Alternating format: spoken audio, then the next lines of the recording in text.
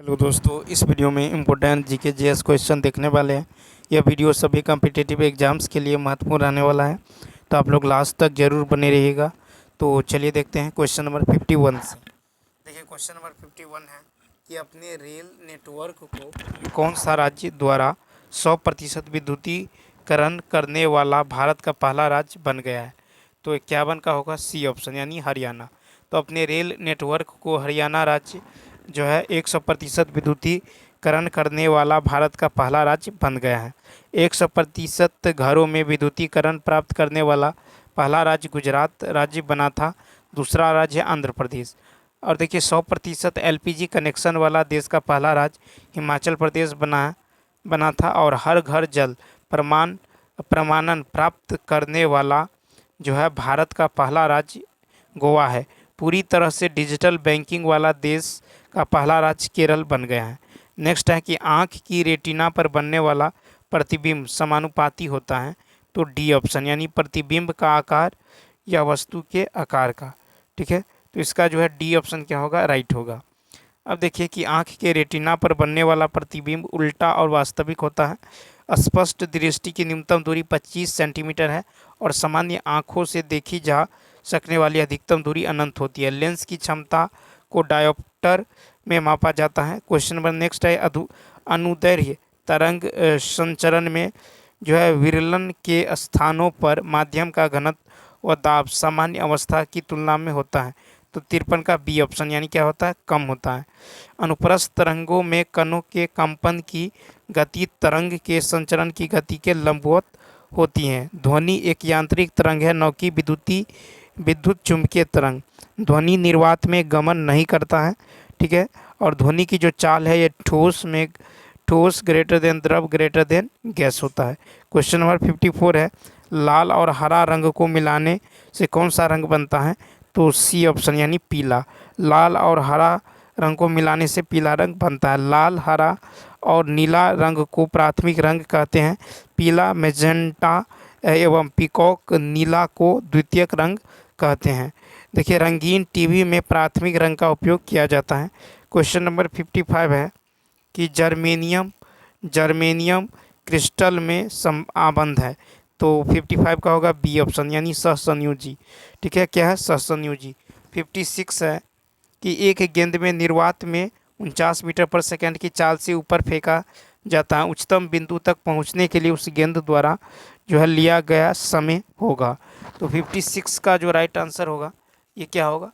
तो 56 का होगा सी ऑप्शन यानी 5 सेकेंड। क्या होगा? 5 सेकेंड होगा। ठीक है, तो यहाँ पे देखिए उच्चतम बिंदु तक फेंकने में लगा समय टी बराबर होता है U बाई जी। ठीक है, क्या होगा? U बाई जी। तो U हो गया आपको 49 मीटर पर सेकेंड और नीचे में हो जाएगा आपको 9.8 मीटर पर सेकेंड स्क्वायर। सॉल्व करेंगे तो सी ऑप्शन। ठीक है, अब चलिए देखते हैं क्वेश्चन नंबर 57। कहता परम शून्य तापक्रम पर अर्धचालक की चालकता होती है। 57 का ए ऑप्शन यानी शून्य। परम शून्य तापक्रम पर अर्धचालकता की जो चालकता होता है ये शून्य होता है। ठीक है, नेक्स्ट क्वेश्चन देखिए। क्वेश्चन नंबर जो है 58 है कैथोड किरणें हैं। तो ए ऑप्शन यानी इलेक्ट्रॉनों की धारा। ठीक है, कैथोड किरणें इलेक्ट्रॉनों की धारा। कैथोड किरणें केवल उच्च ऊर्जा वाले तरंगदैर्घ्य का जो है पुंज है। ठीक है, कैथोड किरणें अदृश्य होती हैं, ये सीधी रेखाओं में चलती हैं। नेक्स्ट है कि मानव शरीर में कहाँ पाचन एवं श्वसन मार्ग एक दूसरे को अतिक्रमित करते हैं। 59 का होगा ए यानी ग्रसनी में। ग्रसनी का नासा गुहा के जो है ठीक पीछे स्थित होता है।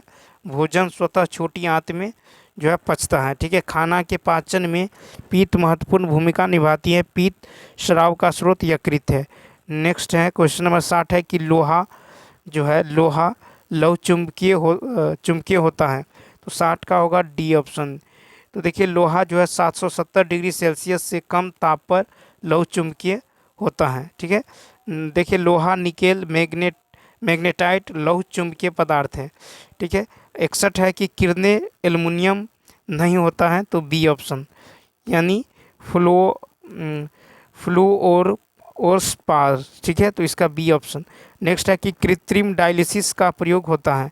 तो 62 का जो राइट आंसर होने वाला है ये होगा सी ऑप्शन। ठीक है, यानी वृक्क के प्रतिस्थापन में। तो कृत्रिम डायलिसिस का प्रयोग जो है ये वृक्क के प्रतिस्थापन में होता है। ठीक है, मनुष्य एवं अन्य स्तनधारियों में जो मुख्य उत्सर्जी अंग एक जोड़ा वृक्क है। ठीक है, वृक्क के आंतरिक भाग को मेडुला कहते हैं। क्वेश्चन नंबर देखिए नेक्स्ट है, क्वेश्चन 63 है कि सूर्य उगते और डूबते समय लाल क्यों दिखाई पड़ते हैं। तो इस तीर का जो राइट आंसर होने वाला है ये होगा ए ऑप्शन। ठीक है, क्या होगा, ए ऑप्शन, यानी लाल रंग का जो विक्षेपण है ये सबसे कम होता है। ठीक है, बैगनी रंग का विक्षेपण सबसे अधिक होता है। आकाश नीला दिखाई देता है क्योंकि नीला रंग का प्रकीर्णन सबसे अधिक होता है। 64 है कि ध्वनि तरंगे एक स्थान से अन्य स्थान तक किसी राशि x का स्थानांतरण करती है। तो राशि x है, 64 का होगा डी, क्या है, तो ऊर्जा है। ठीक है, अब देखिए क्वेश्चन नंबर 65 है कि मानव शरीर की सबसे बड़ी ग्रंथि कौन सी होती है। तो 65 का होगा बी, यानी यकृत। ठीक है, मानव जो यकृत जो है मानव शरीर की सबसे बड़ी ग्रंथि है। इसका वजन लगभग 1.5 से 2 kg होता है। यकृत प्रोटीन के उपापचय में सक्रिय रूप से भाग लेता है। नेक्स्ट क्वेश्चन है क्वेश्चन नंबर 66 कि अमाशय में भोजन के पश्चात क्या मिलता है। तो 66 का डी, यानी जठर रस। अतः मांस, अंडा, मछली का यकृत तथा दूध निम्न में से किसका स्रोत है। तो 66 का डी, यानी विटामिन के। अमाशय में भोजन लगभग 4 घंटे तक रहता है। यह हल्का पीला रंग का अम्लीय द्रव है। क्वेश्चन नंबर देखिए 68 है कि रक्त समूह ओ को सार्वत्रिक रक्तदाता कहा जाता है। ठीक है, इनमें से कौन सा एंटीजन पाया जाता है। तो 68 का जो राइट आंसर होगा डी ऑप्शन, यानी कोई एंटीजन नहीं पाया जाता। रक्त समूह ओ को सार्वत्रिक रक्तदाता कहते हैं, इसमें कोई एंटीजन नहीं पाया जाता है। एंटीजन 2 प्रकार के होते हैं, ए और बी। ए रक्त समूह में ए एंटीजन पाया जाता है, बी रक्त समूह में बी एंटीजन। ए बी रक्त समूह में ए बी दोनों एंटीजन पाया जाता है। ओ रक्त समूह में कोई एंटीजन नहीं पाया जाता। रक्त समूह की खोज कार्ल लैंडस्टीनर ने की है। क्वेश्चन नंबर देखिए 69 है कि एल्कीन का सामान्य सूत्र क्या है। तो 69 का सी ऑप्शन, यानी CnH2n। एल्कीन का सामान्य सूत्र CnH2n है। ठीक है, अब देखिए क्वेश्चन नंबर जो है और संतृप्त हाइड्रोकार्बन एल्काइन के लिए सामान्य सूत्र होता है CnH2n-2 होता है।